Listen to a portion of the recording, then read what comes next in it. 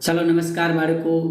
ધોરણ 10માં આપણે પ્રકરણ 14 ઉર્જાના સ્ત્રોતો પ્રકરણ શરૂ કર્યું હતું અને ઉર્જાના કેટલાક સ્ત્રોતો વિશે આપણે શીખી ગયા, જેમ કે કોલસો, ખનિજ તેલ, અને લાસ્ટમાં આ ઉપરાંત જળ ઉર્જા, જળ વિદ્યુત મથક, થર્મલ પાવર સ્ટેશનની વાત કરી હતી અને છેલ્લે જૈવભાર એવા ઉર્જાના સ્ત્રોત વિશે વાત કરી હતી. મિત્રો, હવે આપણે આ પાઠમાં આગળ વધીએ તો ઉર્જાના અન્ય સ્ત્રોતમાં તમારે 3 પ્રકારના ઉર્જાના સ્ત્રોતો હજી શીખવાના છે.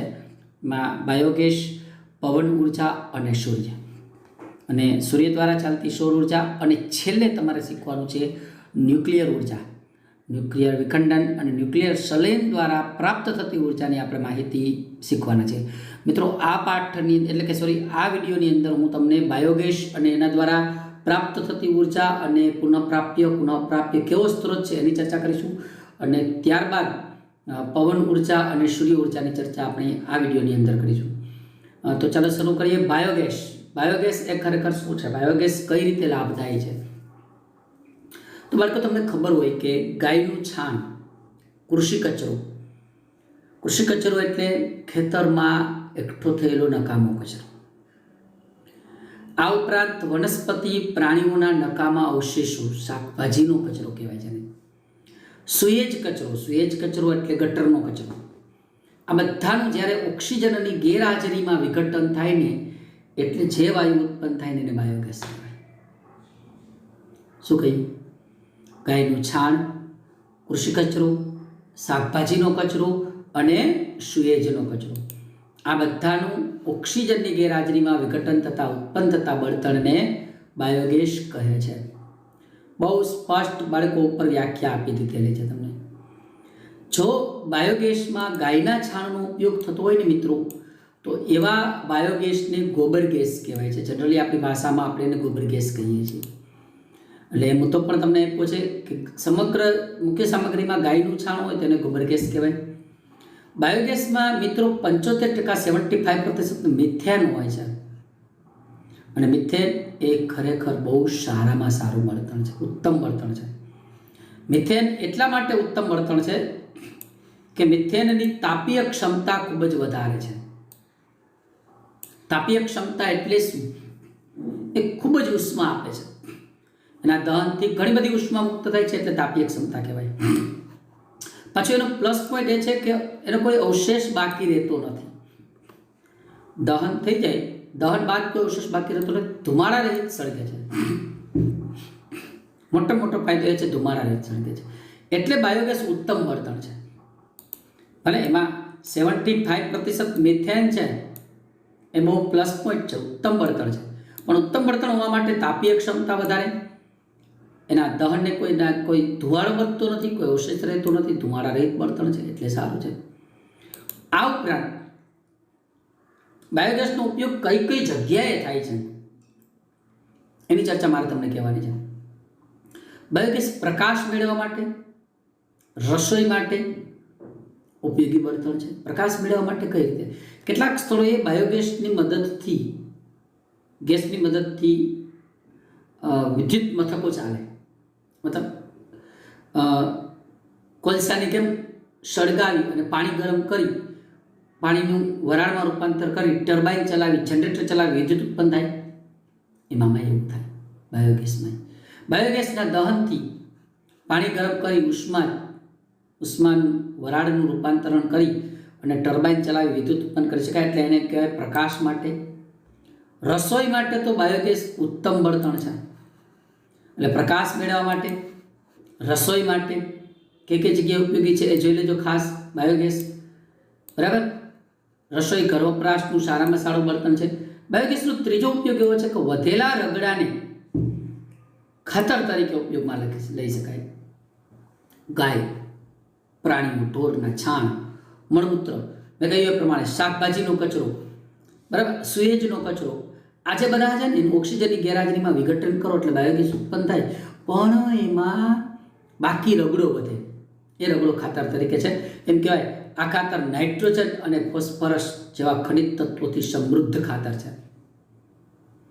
બાયોગેસનું ઉત્પાદન બહુ સારા પ્રમાણમાં થાય છે, અને કચરાના નિકાલની, કારણ કે ખેડૂતો માટે બાયોગેસ બહુ ફાયદાકારક અસરકારક પદ્ધતિ છે. કારણ કે ખેડૂતોએ કદાચ માની લો કે ઢોર રાખ્યા હોય તો ઢોરમાં પુષ્કળ પ્રમાણમાં છાણ અને મળમૂત્ર એકઠું થતું હોય છે અને ખેડૂતો માટે પ્રશ્ન પણ હોય કે આ છાણ અને મળમૂત્રને આ નકામા કચરાનો નિકાલ ક્યાં કરવો, ખાતર તરીકે ક્યાં નાખવો? તો ખેડૂતો એ ખાતરને પોતાના ખેતરમાં નાખે છે. કચરાના નિકાલની સમસ્યા એની સમાપ્ત થઈ જાય છે, સલામત છે, અસરકારક પદ્ધતિ છે. આમાં મોટા જથ્થામાં જૈવિક કચરો અને સુએજ દ્રવ્યોનો ઉપયોગ કરી ઉર્જા અને ખાતર મેળવવામાં આ પદ્ધતિ શ્રેષ્ઠ છે. તો બાળકો ફરીથી ફટાફટ રિવિઝન કરી લઈએ. બાયોગેસ શું છે? બાયોગેસ એટલે ક્યાંથી ઉત્પન્ન થાય? ગાયનું છાણ, કૃષિ કચરો, શાકભાજીનો કચરો, સુએજ કચરો, આ બધાનું ઓક્સિજનની ગેરહાજરીમાં વિઘટન થતાં બાયોગેસ ઉત્પન્ન થાય છે. બાયોગેસમાં ગાયનું છાણ હોય તો એને ગોબર ગેસ કહેવાય. 75% મિથેન ધરાવે છે. બાયોગેસની તાપીય ક્ષમતા વધારે છે. દહન દરમિયાન રાખ કે કોઈ અવશેષ બાકી રહેતો નથી. ધુમાડા રહિત બળતણ છે. પ્રકાશ મેળવવા માટે, રસોઈ માટે, વધેલા રગડાને ખાતર તરીકે, નાઇટ્રોજન અને ફોસ્ફરસથી સમૃદ્ધ ખાતર, અને સૌથી શ્રેષ્ઠ કચરાના નિકાલની સલામત અને અસરકારક પદ્ધતિ બાયોગેસ છે.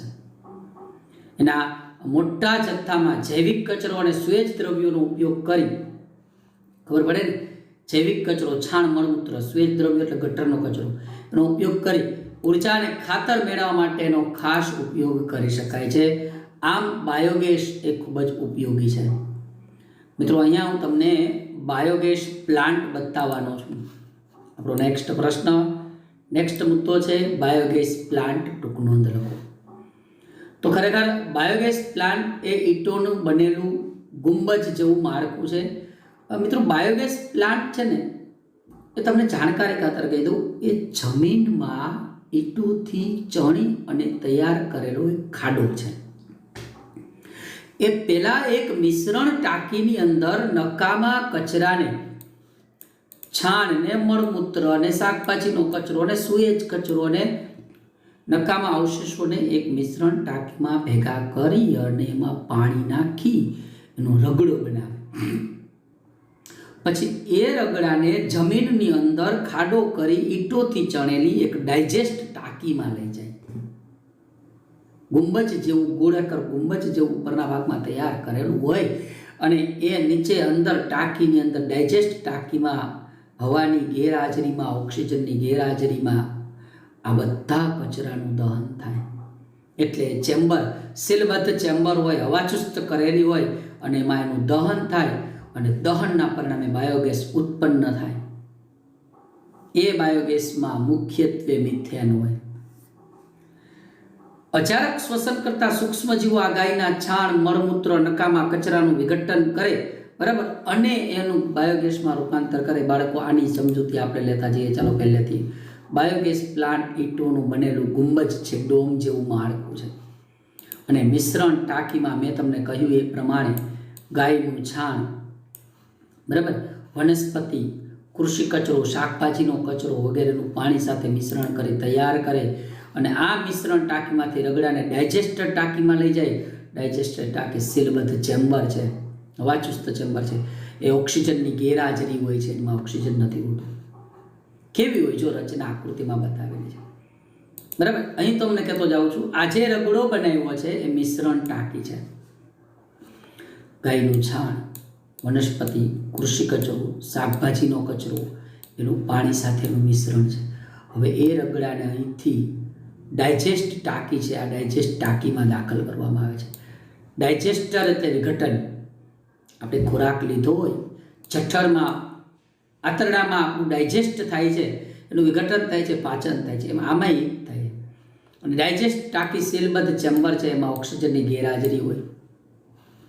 હવે આમાં આ જગ્યાએ આ છાણ, કૃષિ કચરો, શાકભાજીનો કચરો એનું વિઘટન થશે. કેવું થશે? અજારક વિઘટન થશે. અજારક સૂક્ષ્મજીવો બેક્ટેરિયા દ્વારા જટિલ સંયોજનોનું વિઘટન થશે. વિઘટનની પ્રક્રિયા થોડા દિવસમાં પૂરી થશે. જો મુદ્દો આપી દઉં છું તમને. છાણના રગડામાં રહેલા અજારક સૂક્ષ્મજીવો, એને આપણે મિથોજેનિક મિથેનોજેનિક બેક્ટેરિયા કે શું જટિલ સંયોજનોનું વિઘટન કરે. વિઘટન પ્રક્રિયા કેટલાક દિવસમાં પૂરી થાય અને એમાંથી વાયુ ઉત્પન્ન થશે. કેટલાક દિવસમાં નહીં, ઘણી વખત તો કેટલીક કલાકમાં પૂરી થાય. 2-3 કલાકની અંદર આ છાણ અને રગડાનું વિઘટન થઈ મંડે વાયુ બનવા, ગેસ મંડે બનવા. હવે આ ગેસમાં મુખ્ય વાયુ કયું? બાયોગેસમાં મિથેન. કેવો હોય? મિથેન. મિથેન ઉપરાંત પણ અન્ય વાયુઓ હોય. Carbon dioxide, hydrogen, hydrogen sulphide. આ 4 નામ તો ખાસ બાળકો યાદ રાખજો, ટૂંકા પ્રશ્ન તરીકે પણ ઉપયોગી છે. ચાલો, બાયોગેસમાં મુખ્યત્વે કયા 4 વાયુઓ આવેલા હોય? Methane, carbon dioxide, hydrogen, hydrogen sulphide વાયુઓ ઉત્પન્ન થાય. અને એ બધા ડાયજેસ્ટર ટાંકી જે દોરેલી હતી ને, આપણે હમણાં હજી પાછી આકૃતિ બતાવીશું, એમાં બાયોગેસ એકત્ર થાય અને ત્યાંથી પાઇપલાઇન દ્વારા ઉપયોગ માટે ઘર વપરાશમાં શક્ય બને તો રસોડામાં પાઇપલાઇન દ્વારા લઈ જવામાં આવે છે અને ત્યાં આપણે બાયોગેસનો ઉપયોગ કરીએ છીએ. ફટાફટ મિત્રો આટલું રિવિઝન કરી લઈએ. બાયોગેસ પ્લાન્ટ ઈંટોનું બનેલું ગોળ ગુંબજ જેવું માળખું છે. એમાં કોનું કોનું મિશ્રણ હોય? ગાયનું છાણ હોય, વનસ્પતિ હોય, કૃષિ કચરો હોય, શાકભાજીનો કચરો હોય અને પાણી. અને મિશ્રણ રગડો, બરાબર. આ રગડાને ડાયજેસ્ટર ટેન્કમાં લઈ જવામાં આવે જ્યાં તેનું વિઘટન થાય. ડાયજેસ્ટર ટેન્ક એક સીલબદ્ધ ચેમ્બર છે, એમાં ઓક્સિજનની ગેરહાજરી હોય છે. આ છાણના રગડામાં રહેલા અજારક સૂક્ષ્મજીવો છે એનું વિઘટન કરે છે. વિઘટન પ્રક્રિયા થોડા દિવસોમાં પૂરી થાય છે અને એમાંથી બાયોગેસ બને. બાયોગેસમાં મિથેન, મેન, carbon dioxide, hydrogen, hydrogen sulphide જેવા વાયુઓ, અને આ વાયુઓ ડાયજેસ્ટર ટેન્કમાં જમા થાય અને પાઇપલાઇન દ્વારા આપણે ઘરે ઘરે લઈ જવામાં આવે. જુઓ, આ વ્યવસ્થા કંઈક આવી હોય છે, બરાબર. અહીં હું તમને બતાવી રહ્યો છું. ફરીથી કહી દઉં ફટાફટ. આ જે રગડો લખેલું છે ત્યાં મિશ્રણ કોનું કોનું? છાણ, વનસ્પતિ, કૃષિ કચરો, મિશ્રણ, પાણી, રગડો કરી અહીંયા ડાયજેસ્ટર ટેન્ક છે, આમાં લઈ જવામાં આવે. ડાયજેસ્ટર થાય, વિઘટન થાય, અજારક સૂક્ષ્મજીવો દ્વારા વિઘટન થઈ મિથેન જેવા વાયુઓ ઉપર ભેગા થાય, વાયુ ટેન્ક, અને ત્યાંથી વાયુને ઘરે લઈ જવાની આ વ્યવસ્થા આકૃતિમાં બતાવેલી છે, બરાબર. અને હવે છેલ્લી વાત કે વૈધોય નકામો કચરો, આ વાયુઓ છે ને, નકામા કચરાને અહીંથી આ ઉપર લઈ જાય અને એ નકામો કચરો એક ખાતર થઈ જશે. મિત્રો, આ છે ખાતર. એ કચરાને ખેડૂતો ખેતરમાં નાખશે ને, નાઇટ્રોજન અને ફોસ્ફરસથી સમૃદ્ધ ખાતર તૈયાર થઈ ગયું છે. એ થયો આપણો બાયોગેસ પ્લાન્ટ. એની કાર્ય પદ્ધતિ ખેડૂતો માટે આશીર્વાદરૂપ, કારણ કે ખેડૂતોને પ્રકાશ મળે એના માટે ઉપયોગ કરી શકાય, રસોઈ માટે બળતણ તરીકે ઉપયોગ કરી શકાય અને ખાતર તરીકે નકામો કચરો ઉપયોગ કરી શકાય અને છાણ અને મળમૂત્રનો યોગ્ય નિકાલ પણ થઈ જાય અને સલામતી અને કચરાના નિકાલની વ્યવસ્થા પણ થાય. એટલે એના માટે આશીર્વાદરૂપ છે. સારું, આ બાયોગેસ પૂરું થાય. હવે ત્યારબાદ આવે પવન ઉર્જા. પવન ઉર્જા, પવન પણ એક મહત્વનો ઉર્જાનો સ્ત્રોત છે. મિત્રો, એક પ્રશ્ન થાય કે પવન કેવી રીતે ઉદ્ભવે છે? પવનનો ઉદ્ભવ કેવી રીતે થાય છે? પૃથ્વી પર હવા કેવી રીતે ગતિમાં આવે છે? આપણે કે પવનદેવ આપે છે, પણ પવનદેવ કેમ આપે છે? તો મિત્રો, એક આકૃતિ દોરું છું, વિચારી લો. આ જમીન છે, આ જમીન વિસ્તાર છે, જોજો વ્યવસ્થિત, બરાબર. અને અહીંયા દરિયાઈ વિસ્તાર છે, આ પાણી છે, એમ સમજી, દરિયાઈ વિસ્તાર. હવે પૃથ્વી પર સૂર્યની ગરમી બંનેને સરખી મળે છે. કોને બંનેને? જમીન અને દરિયાના પાણી, બરાબર. બંનેને ગરમી સરખી મળે છે, પરંતુ જમીન એટલે કે ભૂખંડો અને જળાશયો અસમાન રીતે ગરમ થાય છે, બરાબર. બને એવું કે દરિયાના પાણી પર ગરમીને કારણે એનું બાષ્પમાં રૂપાંતર થાય. આ બાષ્પ ઉપર ચડે બાષ્પ ઉપર ચડતી હોય, બરાબર. એટલે પરિસ્થિતિ એવી થાય કે વરાળનું સ્થાન લેવા માટે જમીન પરની હવા છે એના તરફ ધસી જાય, એટલે હવા ગતિમાં આવે, એને પવન કહેવાય. બાષ્પ ઉપર ચડે, વરાળ ઉપર ચડે એટલે એ જ હવાનું સ્થાન લેવા માટે જમીન પરની હવા ધસી જાય, હવા ગતિમાં આવે, અને આ ગતિશીલ હવાને પવન કહેવાય. ફરીથી સમજો, સૂર્યની ગરમી જમીન ઉપર અને દરિયા ઉપર પડે છે, બંને સમાન રીતે પડે છે, પરંતુ બંને અસમાન રીતે ગરમ થાય છે. જળાશયો ગરમ થઈને વરાળ થાય, વરાળ ઉપર ઉઠે છે, એનું સ્થાન લેવા જમીન પરની હવા ધસી આવે છે. ધોરણ 9માં આપણે આવતું, અને એ પવન ઉદ્ભવે છે. હવા ગતિમાં આવે એને પવન કહેવાય. અને પવનમાં રહેલી ગતિ ઉર્જાનો આપણે ઉપયોગ કરીએ ને એને પવન ઉર્જા કહેવાય, પવન ચક્કી ફેરવવા માટે. તો સૌર વિકિરણો વડે ભૂખંડો એટલે કે જમીન, બરાબર, જો બધું આપેલું છે, અને જળાશયો, કોણ ગરમ થાય છે? જમીન. અને બીજું કોણ ગરમ થાય છે? જળાશયો. અસમાન રીતે ગરમ થવાથી હવા ગતિમાં આવે છે. આ ગતિશીલ હવાને પવન કહેવાય છે. પવનની ગતિ ઉર્જાનો ઉપયોગ કરી શકીએ છીએ. ગતિ ઉર્જાનો પવન ચક્કી ચલાવી યાંત્રિક અને વિદ્યુત ઉર્જામાં રૂપાંતર કરી શકાય. ભૂતકાળમાં લોકો પવન ઉર્જાનો યાંત્રિક કાર્ય માટે ઉપયોગ કરતા, તમને બધાને કદાચ ખબર ના હોય, 2 વસ્તુ માટે ઉપયોગ કરતા. 2 બાબતો તમને કહી દઉં. કૂવામાંથી પાણી ખેંચવા માટે ખેતરમાં પવનચક્કી ફિટ કરતા. ભૂતકાળમાં યાંત્રિક કાર્ય કરવા માટે પવનચક્કીનો ઉપયોગ થતો હતો. અને કેટલાક લોકો એવા સ્થળે પવનચક્કી રાખતા જેનાથી અનાજ દળવાની ઘંટી ચાલતી વર્ષો પહેલા. બોલો, પવનચક્કીથી. તો આ મુદ્દો આપણને આપેલો છે કે ભૂતકાળમાં શું કીધું છે તમને, જો વાંચીને વ્યવસ્થિત. ભૂતકાળમાં પવન ઉર્જા વડે યાંત્રિક કાર્ય કરવા માટે પવનચક્કીનો ઉપયોગ થતો. પવનચક્કી વર્તુળાકાર ગતિની મદદથી પંપ વડે કૂવામાંથી પાણીને બહાર ખેંચવામાં વાપરાતું હતું. અને હાલમાં પવનચક્કી વિદ્યુત ઉર્જા ઉત્પન્ન કરવા માટે વપરાય છે. આ પવનચક્કીના પાંખિયા પવન આવવાથી ફરે છે. આ પાંખિયાની ગતિ ઉર્જાનો ઉપયોગ કરી ટર્બાઇન ફરે છે. નીચે એવું ટર્બાઇન રાખ્યું હોય. ટર્બાઇનનું જોડાણ જનરેટર સાથે હોય, અને આ જનરેટર છે એ વિદ્યુત ઉત્પન્ન કરતું હોય છે. જો નીચે કીધું છે, તમને મુદ્દો આપ્યો છે કે પવનચક્કી મોટા વિદ્યુત પંખા જેવું બંધારણ ધરાવતી રચના છે. સખત આધાર પર અમુક ઊંચાઈએ પંખા જેવી રચના ગોઠવવામાં આવે છે. અને પવનચક્કીના ભ્રમણની સાથે આપણે મુદ્દો જોઈ લઈએ. પવનચક્કીના ભ્રમણની પરિભ્રમણની ગતિની સાથે વિદ્યુત જનરેટરના ટર્બાઇન ફેરવવામાં આવે છે, અને એના દ્વારા વિદ્યુત ઉત્પન્ન કરવામાં આવે છે. બરાબર. એક પવનચક્કીથી મળતી વિદ્યુત બહુ ઓછી હોય બાળકો, ખૂબ ઓછી હોય, એનું આઉટપુટ બહુ ઓછું છે, એટલે એનો વ્યાવસાયિક ધોરણે ઉપયોગ થતો નથી. પણ એમ છતાંય ખૂબ મોટા વિસ્તારમાં પવનચક્કીઓ સ્થાપિત કરી અને પવન ઉર્જા ફાર્મ બનાવવામાં આવે. આ પવન ઉર્જા ફાર્મને વિન્ડ ફાર્મ કહેવાય. શું કહેવાય? વિન્ડ ફાર્મ કહેવાય. એટલે દરેક ટૂંકમાં એક પવનચક્કીથી બાળકો બહુ ઓછી ઉર્જા ઉત્પન્ન થાય. એટલે શું કરે, આમ હું હમણાં તમને એક ફોટો બતાવ્યો, આમ આહારબંધ રીતે પવનચક્કી ગોઠવી દીધી હોય. આપણે મિત્રો ગુજરાતની અંદર તમને બધાને ખબર હશે, પવન ઉર્જા ફાર્મ આવેલું છે. ઓખા, લાંબા અને માંડવી, દ્વારકાથી શરૂ કરીને દીવ સુધીના દરિયાકાંઠા સુધી આપણે પવનચક્કી વિન્ડ ફાર્મ બનાવવા માટેની વ્યવસ્થા થઈ ચૂકેલી છે. અને એ ધીરે ધીરે ડેવલપ થતું જાય છે. પવનચક્કીની ઉર્જાના આઉટપુટને એકબીજા સાથે જોડી વ્યાવસાયિક ધોરણે વિદ્યુત ઉત્પાદન કરી શકાય છે. ઉપર તમને એમ કીધું કે એનું એક પવનચક્કીનું આઉટપુટ ખૂબ ઓછું હોય, એટલે વ્યાવસાયિક ધોરણે એકનો ઉપયોગ કરી શકાતો નથી. કરી શકાતો.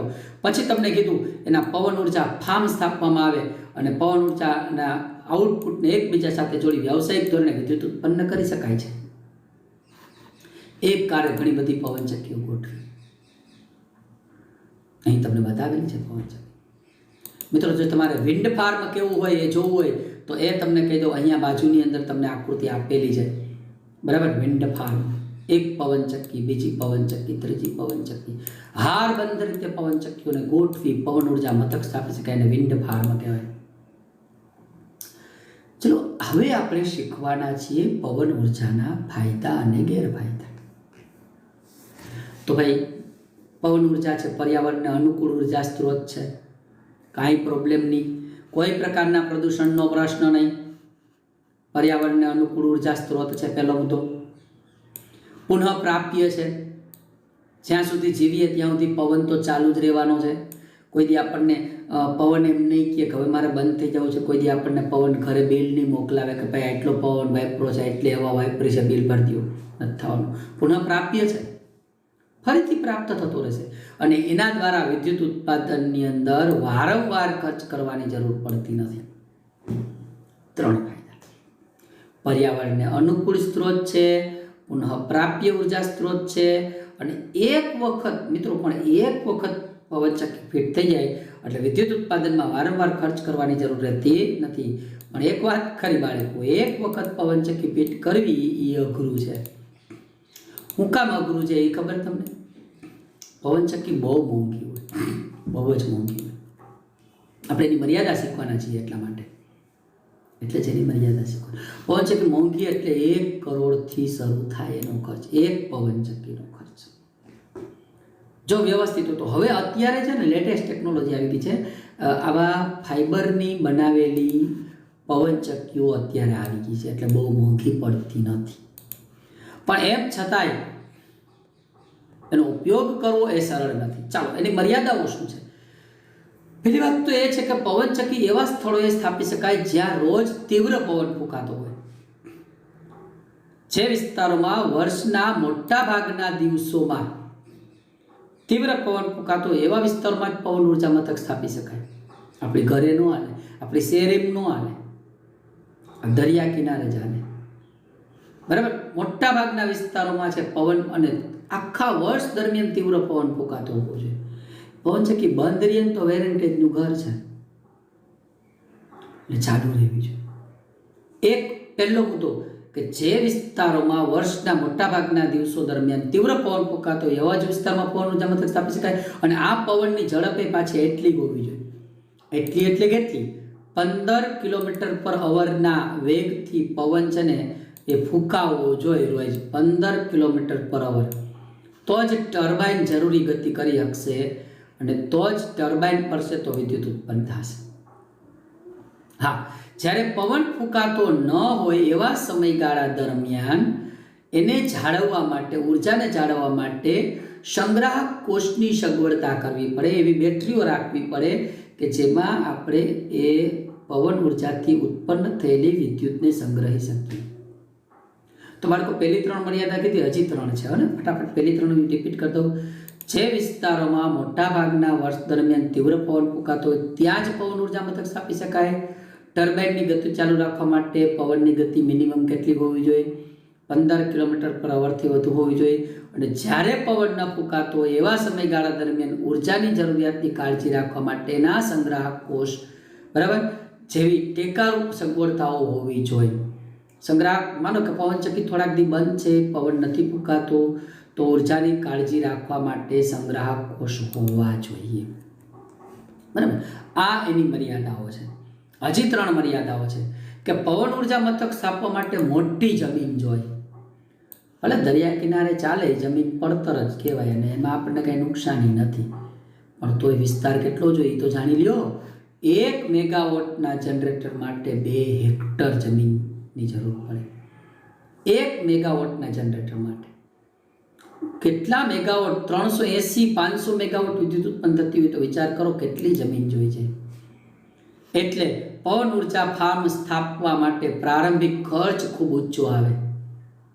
અને પાછી એક મુશ્કેલી હું ખબર, ક્યારેક કોઈ કુદરતી અનિયમિતતાઓ આવી, બહુ વરસાદ પડ્યો, બહુ ગરમી પડી, બહુ વાવાઝોડા આવ્યા, તો ટાવર અને પાંખિયા ખુલ્લામાં હોવાથી એની જાળવણી મોંઘી પડી જાય. આ બીજી 3 મર્યાદા. જમીન વિસ્તાર જાજો જોઈએ, એનો ખર્ચ જાજો છે, પછી કોઈ કુદરતી આપત્તિ એવી, વરસાદ, સૂર્યપ્રકાશ કે વાવાઝોડા, તો પવનચક્કીની જાળવણી કરવી મુશ્કેલ છે. આ મર્યાદાઓ.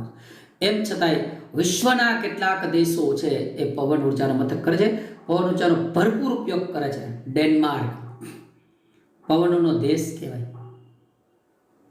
દેશની 25%થી પણ વધુ વિદ્યુત એ લોકો પવન ઉર્જાથી ઉત્પન્ન કરે છે. બોલો, ડેનમાર્કની અંદર એ છે. જર્મની પણ છે, કુલ આઉટપુટ પવન ઉર્જાનું જર્મની પણ આગળ છે.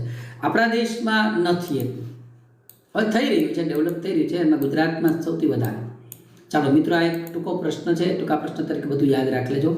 ડેનમાર્કને પવનોનો દેશ ગણવામાં આવે છે. પહેલી વાર એ દેશથી 25%થી પણ વધુ વિદ્યુત ઉત્પાદન પવન ચક્કીથી ચાલે છે.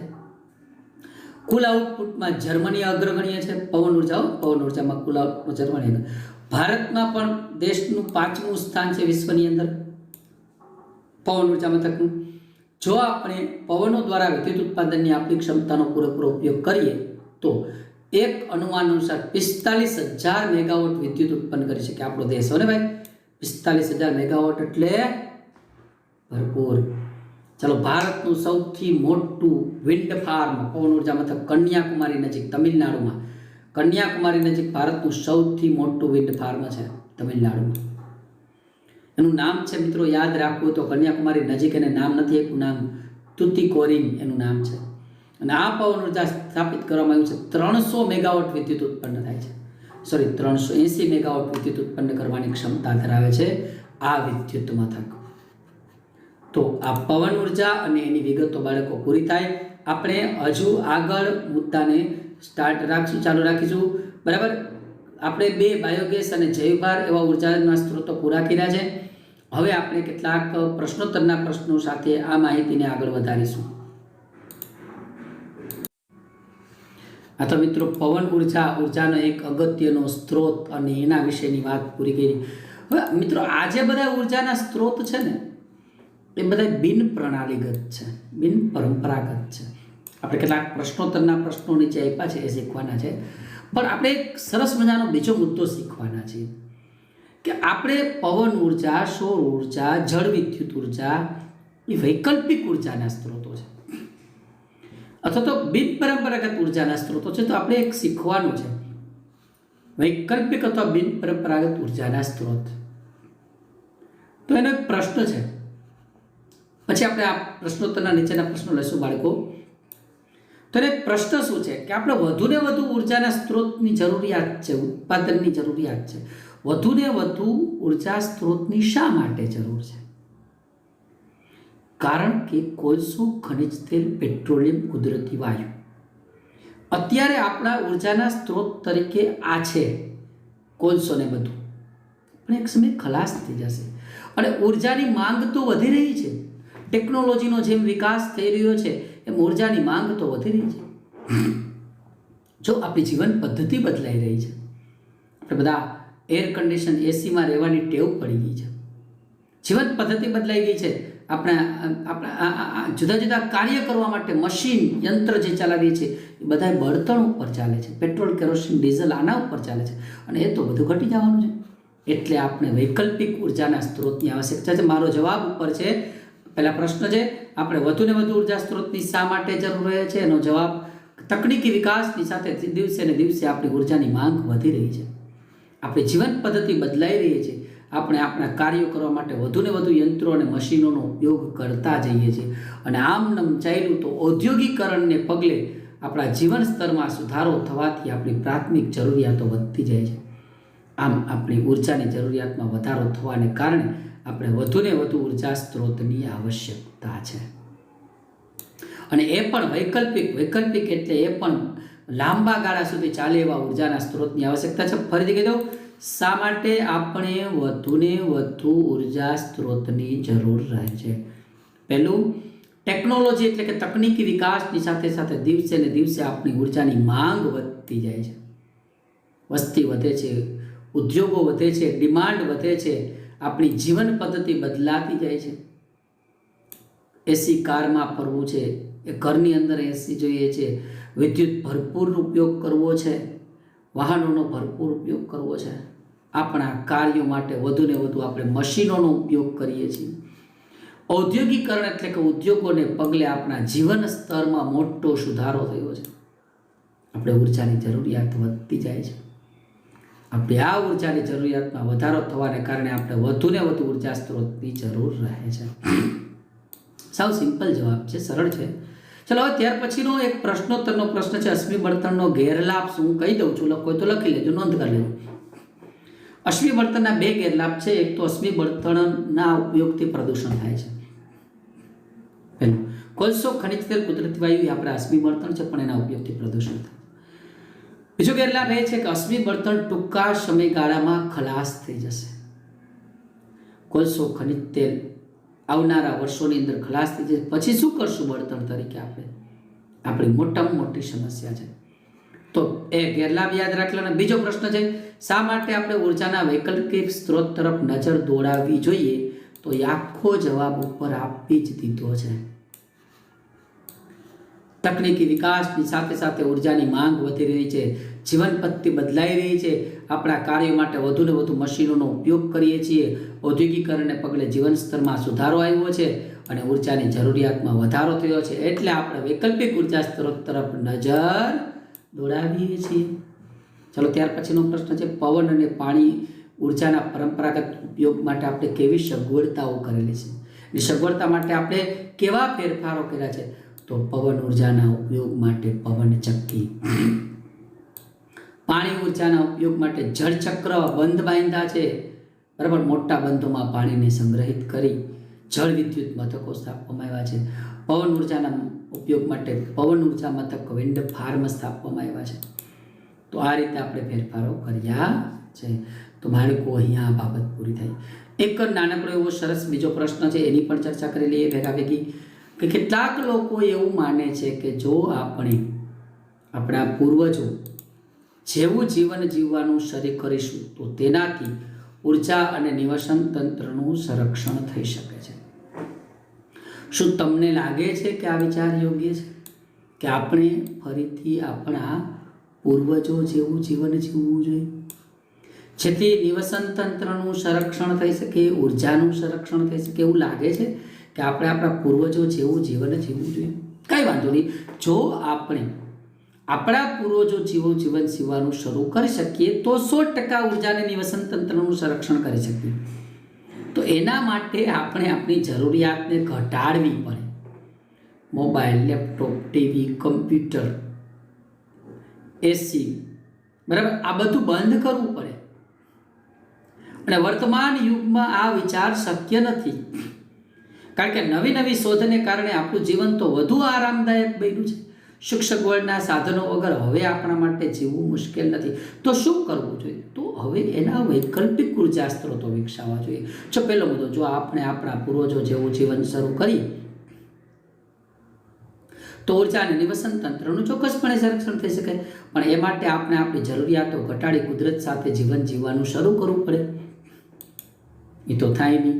પરંતુ વર્તમાન યુગમાં આ વિચાર શક્ય નથી, કારણ કે નવી શોધો વડે જીવન વધુ આરામદાયક બને, પણ જીવનશૈલી નવી શોધ કરવાથી આરામદાયક પણ જીવનશૈલી વધુ ઝડપી બની રહી છે. એટલે એ વસ્તુ મુશ્કેલ છે બાળકો, બીજું કાંઈ નથી, બરાબર. એટલે તમને છેલ્લે કીધું છે, વિવિધ સુખ સગવડના સાધનો વગર જીવવું મુશ્કેલ છે. તમને વિચાર યોગ્ય લાગે છે? વિચાર તો યોગ્ય છે, પણ એનું અમલીકરણ થઈ શકે એવું છે નહીં. હા, એક વસ્તુ કરી, આપણે એસીની જરૂર ના હોય તો ખુલ્લા ઠંડા પવનવાળા વિસ્તારમાં રહેવાનું પસંદ કરીએ, તો એના કારણે એસીની આવશ્યકતા ના રહે. તો એવી સગવડતાઓ વિકસાવીએ જેથી કરીને મુશ્કેલી પડે નહીં. ચાલો હવે ઉર્જાના નેક્સ્ટ સ્ત્રોત તરફ જઈ રહ્યા છીએ, એ છે સૌર ઉર્જા. બિન પરંપરાગત ઉર્જા સ્ત્રોત તરીકે સૂર્ય અને સૂર્યની બાબતો સમજાવો. મિત્રો, 5 અબજ કે તેથી વધુ વર્ષોથી સૂર્ય આપણને પ્રકાશ અને ઉષ્મા સ્વરૂપે ઉર્જા આપી રહ્યો છે અને આપવાનો છે. હજી 5 અબજ વર્ષ સુધી આપણને ઉર્જા આપશે.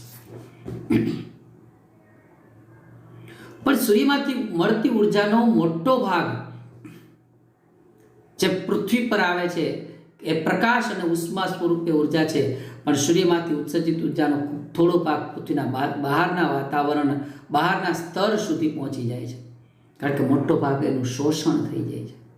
એટલે પ્રકાશ અને ઉષ્મા સ્વરૂપે આપણે ઉપયોગ કરીએ છીએ અને ખૂબ થોડો ભાગ પાછો બહારના સ્તર સુધી પહોંચે છે. આપણે પહેલાં એની સૂર્ય વિશેની માહિતી શીખીએ, આપણે એના મુદ્દાને આગળ વધીએ. ચાલો બાળકો, પહેલો મુદ્દો, 5 અબજ વર્ષોથી હાલના દરે પ્રચંડ ઉર્જા સૂર્યમાંથી ઉત્સર્જિત થતી રહી છે અને હજુ બીજા 5 અબજ વર્ષો સુધી ચાલુ રહેશે. બીજો મુદ્દો, સૂર્યમાંથી ઉત્સર્જિત ઉર્જાનો ખૂબ થોડો ભાગ પૃથ્વીના વાતાવરણના બહારના સ્તર સુધી પહોંચે છે.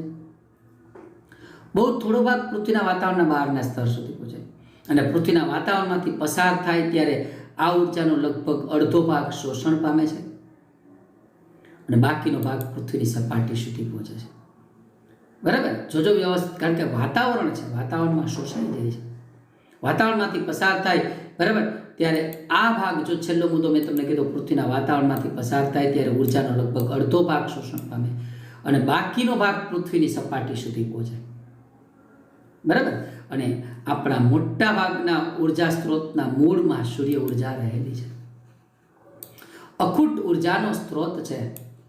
સૂર્ય ઉર્જાનો ઉપયોગ કરી આપણે solar cooker, solar water heater, solar panel અને આપણે સૌર ઉર્જાનું ઉષ્મા ઉર્જામાં, સૌર ઉર્જાનું વિદ્યુત ઉર્જામાં રૂપાંતર કરી ભરપૂર આપણે ઉપયોગ કરીએ છીએ અને કરી શકીએ છીએ અને કરવાના છીએ. એટલે સૂર્ય એ બિન પ્રણાલીગત ઉર્જાનો મુખ્ય સ્ત્રોત બની શકે છે. મિત્રો, આટલી વાત પાછી કહી દઉં, હું સૂર્ય ઉપર થોડીક વાર ગોઠવાઈ જાઉં, એટલી વિગતો કહી દઉં. 5 અબજ વર્ષોથી હાલના દરે પ્રચંડ ઉર્જા સૂર્યમાંથી ઉત્સર્જિત થતી રહી છે અને હજી 5 વાર આપણને ઉર્જા આપશે. સૂર્યમાંથી ઉત્સર્જિત ઉર્જાનો બહુ થોડો ભાગ પૃથ્વીના વાતાવરણના બહારના સ્તર સુધી જાય, કારણ કે મોટો ભાગ એટલે લગભગ અડધો ભાગ શોષણ થઈ જાય અને બાકીનો ભાગ પૃથ્વીની સપાટી સુધી જાય. કોના દ્વારા શોષણ થઈ જાય? તો કે વાતાવરણમાંથી પસાર થાય ત્યારે.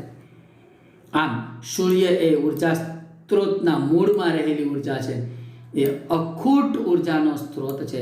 સૂર્ય આપણને સૌર કુકર વડે, સોલર વોટર હીટર વડે, સોલર સેલ વડે આપણે વિદ્યુત ઉત્પન્ન કરી શકીએ છીએ. સોલર પેનલ છે એનાથી આપણે વિદ્યુત ઉત્પન્ન કરી શકીએ છીએ. સોલર કુકર અને સોલર વોટર હીટરથી આપણે ઉષ્મા સ્વરૂપે ઉર્જા પ્રાપ્ત કરીએ છીએ. રસોઈ બનાવવા, પાણી ગરમ કરવા આપણે ઉપયોગ કરીએ છીએ. મિત્રો, એક સરસ મજાની એક વિગત તમને સમજાવવાની છે આની અંદર. એ વિગત ઉપર આપેલી છે, જેમાંથી ટૂંકા પ્રશ્ન પૂછાય કે ભારત વર્ષના મોટા ભાગ દરમિયાન સૂર્ય ઉર્જા મેળવવા માટે નસીબદાર છે. કારણ કે આપણે વર્ષના મોટા ભાગ દરમિયાન ભરપૂર સૂર્ય ઉર્જા, કેટલાક વિશ્વના એવા દેશો છે જ્યાં સૂર્ય ઉર્જા બહુ પહોંચતી નથી, જ્યારે ભારત એ નસીબદાર છે. એક અંદાજ મુજબ એક વર્ષમાં ભારતમાં પહોંચતી ઉર્જા 5000 ટ્રિલિયન કિલોવોટ અવર છે બાળકો. 5000 ટ્રિલિયન કિલોવોટ અવર એટલે ભરપૂર ઉર્જા છે એ આપણા સુધી પહોંચી રહી છે. સ્વચ્છ આકાશ હોય, વાદળ રહિત આકાશ હોય, બરાબર, ત્યારે પૃથ્વીના કોઈ સ્થળે દરરોજ પ્રાપ્ત થતી સૌર ઉર્જાનું પ્રમાણ આશરે 4 થી 7 કિલોવોટ અવર પ્રતિ મીટર સ્ક્વેર. એટલે સમજો, હાલો, વાદળ રહિત વાતાવરણ હોય ને ત્યારની સ્થિતિ, આપણે 1 મીટર સ્ક્વેર, એક ક્ષેત્રફળ ધરાવતી સપાટી લઈ આ લીધી, આ સ્ક્વેર મીટર, અને વાદળ રહિત વાતાવરણ હોય ત્યારે 4 થી 7 આ સ્ક્વેર મીટર સપાટી પર કેટલી? 4 થી 7 કિલોવોટ અવર, 1 કલાકમાં 4 થી 7 કિલોવોટ પાવર આપે એટલી ઉર્જા આપણને સૂર્ય આપે છે. આપણે આખા દિવસમાં એટલા પાવરની જરૂર નથી રહેતી, એટલી ખાલી સૂર્ય ઉર્જા 1 સ્ક્વેર મીટરમાં આપે છે. વિચાર કરો, એટલે આંકડો સમજાણો. 4 થી 7 કિલોવોટ પણ અવર એટલે 1 કલાકમાં અને 1 સ્ક્વેર મીટર સપાટીમાં આપે છે. કોણ આપે છે આટલી ઉર્જા? સૂર્ય આપે છે. તો હવે એના ઉપરથી એક વ્યાખ્યા છે, સોલાર અચળાંકની વ્યાખ્યા બાળકો બહુ અગત્યની છે, યાદ રાખજો. પૃથ્વીના વાયુમંડળની બાહ્ય સીમા પર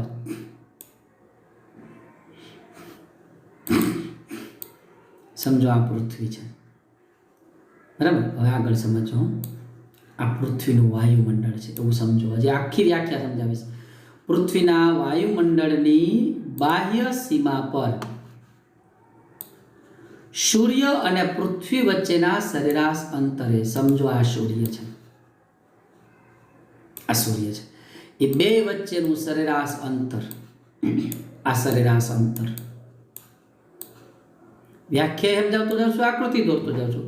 પૃથ્વીના વાયુમંડળની બાહ્ય સીમા પર આ વાયુમંડળ છે, આ એની બાહ્ય સીમા પર સૂર્ય અને પૃથ્વી વચ્ચેના સરેરાશ અંતરે સૂર્યકિરણોને લંબ, હું એને સૂર્યકિરણોને લંબ એવી એક સપાટી દોરું છું, આ સૂર્યકિરણોને લંબ, અને પ્રતિ એકમ ક્ષેત્રફળ દીઠ 1 સેકન્ડમાં પહોંચતી ઉર્જાને સૌર અચળાંક કહેવાય. સૌર અચળાંક કહેવાય. ફરીથી બોલું છું, પૃથ્વીના વાયુમંડળની બાહ્ય સીમા પર સૂર્ય અને પૃથ્વી વચ્ચેના સરેરાશ અંતરે સૂર્યકિરણોને લંબ એકમ ક્ષેત્રફળ દીઠ પ્રતિ સેકન્ડ પહોંચતી સૌર ઉર્જાને સૌર અચળાંક કહેવાય. એનું અંદાજિત મૂલ્ય કેટલું હોય એ પણ આપ્યું છે. 1.4 કિલો જૂલ. સૌર અચળાંકનું મૂલ્ય 1.4 કિલો જૂલ પ્રતિ સેકન્ડ પ્રતિ વર્ગ મીટર. વર્ગ મીટર એટલે સ્ક્વેર મીટર. 1 સ્ક્વેર મીટરમાં 1.4 કિલો જૂલ 1 સેકન્ડમાં. 1 સ્ક્વેર મીટરમાં 1.4 કિલો જૂલ 1 સેકન્ડમાં ઉર્જા આપણને સૂર્ય આપે છે, સૌર અચળાંક છે. જેને બીજી રીતે કહેવું તો કહેવાય 1.4 કિલોવોટ પ્રતિ મીટર સ્ક્વેર. 1 સ્ક્વેર મીટરમાં 1.4 કિલોવોટ ઉર્જા આપણને સૂર્ય આપી રહ્યો છે. બાળકો, જો આપણે આ ઉર્જાનો ઉપયોગ કરીએ, પાછા આંકડા તપાસો, બરાબર, ભારત સુધી પહોંચતી ઉર્જા 5000 ટ્રિલિયન કિલોવોટ છે. સ્વચ્છ વાદળ રહિત આકાશ હોય ત્યારે સૂર્ય ઉર્જાનું સરેરાશ પ્રમાણ 4 થી 7 કિલોવોટ અવર પ્રતિ મીટર સ્ક્વેર. 1 સ્ક્વેર મીટરમાં 4 થી 7 કિલોવોટ 1 કલાકમાં થાય. 1 સેકન્ડમાં કેટલી થાય તો કે 1.4 કિલો જૂલ પ્રતિ સેકન્ડ પ્રતિ સ્ક્વેર મીટર થાય. આટલી ઉર્જા આપણને સૂર્ય આપે છે. એ મૂલ્યને સોલર અચળાંક કહેવાય. હવે જો આપણે આ ઉર્જાનો ઉપયોગ સોલર સેલ તરીકે કરીએ તો કામ થઈ જાય, અને કરીએ જ છીએ બાળકો. સોલર સેલ સૌર ઉર્જાનું વિદ્યુત ઉર્જામાં રૂપાંતર કરતું સાધન છે. સોલર સેલ આપણે નથી સોલર રૂફ ફિટ કર્યા, અત્યારે ઘરે ઘરે ફિટ થઈ ગયા સોલર રૂફ. તો ચાલો ફટાફટ, સૌર ઉર્જા આપણને દિવસ દરમિયાન જ પ્રાપ્ત છે. રાત્રે એનો ઉપયોગ કરવો હોય તો સોલર સેલ છે ઉપયોગ લઈ શકાય. જો ઉપર પહેલો મુદ્દો, સૌર ઉર્જા દિવસ દરમિયાન જ ઉપયોગી છે. સૌર ઉર્જાના ઉપયોગની આ મર્યાદા સોલર સેલના ઉપયોગથી દૂર કરી શકાય. જો બાજુમાં સોલર સેલ દર્શાવ્યો છે, આપણે રૂફટોપ જે રાખીએ છીએ ને, સોલર રૂફટોપ. હવે બાળકો, તમે આનો ઉપયોગ કરતા થઈ ગયા છો એટલે આ તમને ઇઝીલી સમજાઈ જાય. રાત્રે લાઇટું ચાલુ થાય છે સોલર સેલથી. મિત્રો, 2-3 બાબતો કહી દઉં. સોલર સેલનો સિદ્ધાંત હવે લખું છું, સૌર ઉર્જાનું વિદ્યુત ઉર્જામાં રૂપાંતર. અહીંયા આપ્યું છે. સૌર ઉર્જાનું વિદ્યુત ઉર્જામાં રૂપાંતર કરે. વિશિષ્ટ સોલર સેલને સૂર્યની સામે રાખવામાં આવે તો કેટલો પાવર ઉત્પન્ન થાય, કેટલા વોલ્ટેજ થાય? 0.5 થી 1 વોલ્ટેજ ઉત્પન્ન થાય અને 0.7 વોટ જેટલો પાવર સર્જાય. આ ક્યારે ખબર બાળકો? જો આપણી પાસે પ્લેટ 2x2 સેન્ટીમીટરની હોય, 2 સેન્ટીમીટર લંબાઈ ધરાવતી અને 2 સેન્ટીમીટર પહોળાઈ ધરાવતી તમારી પાસે સોલર સેલની પ્લેટ હોય ને બાળકો, તો 0.7 વોટ જેટલો પાવર થાય અને 0.5 થી 1 વોલ્ટ જેટલા વોલ્ટેજ એની અંદર પ્રાપ્ત થાય. બહુ ઓછું કહેવાય બાળકો, બહુ જાજુ ના કહેવાય, ઓછું જ કહેવાય. પણ આપણે 2x2 સેન્ટીમીટર સાઈઝની એક પ્લેટ નથી રાખવી. પ્લેટને ગોઠવી, હારબંધ ગોઠવણીને સોલર પેનલ કહેવાય. આપણે પેનલ તૈયાર કરવી છે. ખૂબ જ વધુ સંખ્યામાં સોલર સેલના સંયોજનથી તૈયાર થતી ગોઠવણીને સોલર પેનલ કહેવાય અને એનો વ્યવહારિક ઉપયોગ કરી અને વિદ્યુત ઉર્જા પૂરી પાડવામાં આવે છે. મિત્રો, આનો મોટો ફાયદો છે, સોલર સેલમાં કોઈ ગતિશીલ ભાગ હોતો નથી, એટલે એની જાળવણી કરવાની કાંઈ જરૂરિયાત રહેતી નથી. એકવાર રૂફટોપ ફિટ થઈ ગયો અને સોલર સેલ ફિટ થઈ ગયા, સોલર પેનલ તૈયાર થઈ ગયા, એટલે આપણે વર્ષો સુધી એમાં કોઈ મેન્ટેનન્સ આવતું નથી. સૌર ઉર્જાનો ઉપયોગ કરી શકીએ છીએ. ખૂબ જ અંતરિયાળ અને દુર્ગમ વિસ્તારોમાં કે જ્યાં ઇલેક્ટ્રિક કેબલ પહોંચી શકે એમ ના હોય એવા વિસ્તારની અંદર આનો ઉપયોગ થાય છે. ક્યાં?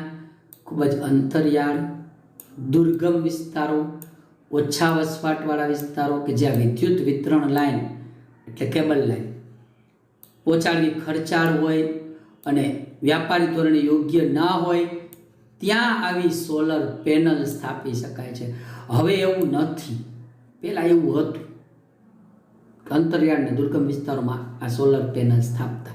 હવે તો આપણે આપણા વિસ્તારોની અંદર કેબલ છે છતાંય સોલર પેનલ, કારણ કે ટેકનોલોજીમાં સુધારો આવ્યો. સોલર સેલ બનાવવા માટેની ટેકનોલોજી બહુ ખર્ચાળ હતી.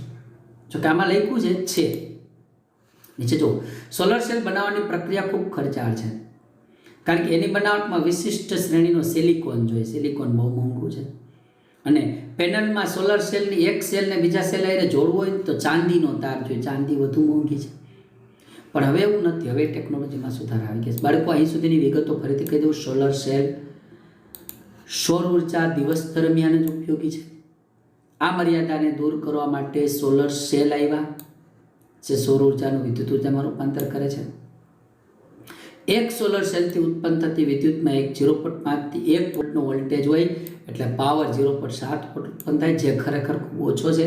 પણ એટલે વધુ સંખ્યામાં સોલર સેલનું સંયોજન કરી પેનલ બનાવો અને વ્યાપારી ધોરણે વિદ્યુત ઉર્જામાં રૂપાંતર કરી શકો છો. સોલર સેલનો મહત્વનો ફાયદો, એવા કાંઈ ભાગ ગતિશીલ હોતો નથી, એટલે જાળવણી કરવાની બહુ ઓછી જરૂરિયાત રહે છે. આ કોઈ પરાવર્તકનો ઉપયોગ કર્યા વગર પણ એ કાર્યક્ષમ છે. અંતરિયાળ દુર્ગમ વિસ્તારોમાં, ઓછા વસવાટવાળા વિસ્તારોમાં વિદ્યુત લાઇન પહોંચી શકે એમ ના હોય, ખર્ચાળ હોય, ત્યાં વ્યાપારી ધોરણે એનો ઉપયોગ ન કરી શકાય, ત્યાં સોલર સેલ ગોઠવી શકાય. સોલર સેલ ખૂબ ખર્ચાળ છે, કારણ કે એમાં સિલિકોન વપરાય. સિલિકોન મોંઘું છે અને એને જોડવા માટે ચાંદી વપરાય. ચાંદી પણ મોંઘું છે. પણ એમ છતાંય સોલર સેલનો વૈજ્ઞાનિક અને પ્રાયોગિક પ્રયોજનમાં ઉપયોગ થાય છે. ઘણી બધી જગ્યાએ સોલર સેલનો ઉપયોગ થાય છે. ક્યાં થાય છે? તમે સેટેલાઇટ જોયા હોય, કૃત્રિમ ઉપગ્રહમાં 2 બાજુએ સોલર પેનલ રાખી હોય, એટલે કૃત્રિમ સેટેલાઇટ માર્સ ઓર્બિટર જેવા અવકાશી સાધનોમાં મુખ્ય ઉર્જા સ્ત્રોત તરીકે. કારણ કે ત્યાં તો આ સેટેલાઇટમાં તો અહીંથી દોરડું લાંબુ નથી કરાતું, પાવર લાઇનનું, વિદ્યુત લાઇનનું, એટલે ત્યાં વિદ્યુત જોતી હોય તો શું કરવાનું? તો સોલર સેલ, સોલર પેનલ. પછી એક વસ્તુ કીધી, અંતરિયાળ વિસ્તારોમાં radio, wireless transmitter, TV, relay સ્ટેશનોમાં સોલર પેનલનો ઉપયોગ થાય. ટ્રાફિક સિગ્નલમાં થાય, કેલ્ક્યુલેટરમાં થાય, કાંડા ઘડિયાળમાં થાય, ઘણા રમકડામાં સોલર સેલનો ઉપયોગ થાય. અને છેલ્લું, વિશિષ્ટ રીતે ડિઝાઇન કરેલી ઢળેલી છત, એના ઉપર સોલાર પેનલ ગોઠવેલી હોય, જે રૂફ કહેવાય, સોલર રૂફ. અને વધુમાં વધુ સૌર ઉર્જા આપાત કરવા માટેનો ઉપયોગ કરવામાં આવે છે. અને સૌર ઉર્જા આપાત કરી અને એમાંથી આપણે વિદ્યુત ઉત્પન્ન કરી શકીએ અને એ સૌર ઉર્જાનો અન્ય રીતે પણ ઉપયોગ કરી શકીએ. આ એના ઉપયોગો કરી લેવાના છે બાળકો, કાંઈ નથી. આ સાથે મિત્રો, સૌર ઉર્જા, સોલર સેલ, સોલર પેનલ, એની પહેલાં પવન ઉર્જા અને એની પહેલાં બાયોગેસ, આ વિડીયોમાં આપણે પૂરું કર્યું. અને આ સાથે મિત્રો આપણે આ વિડીયો પણ પૂરો કરીએ છીએ.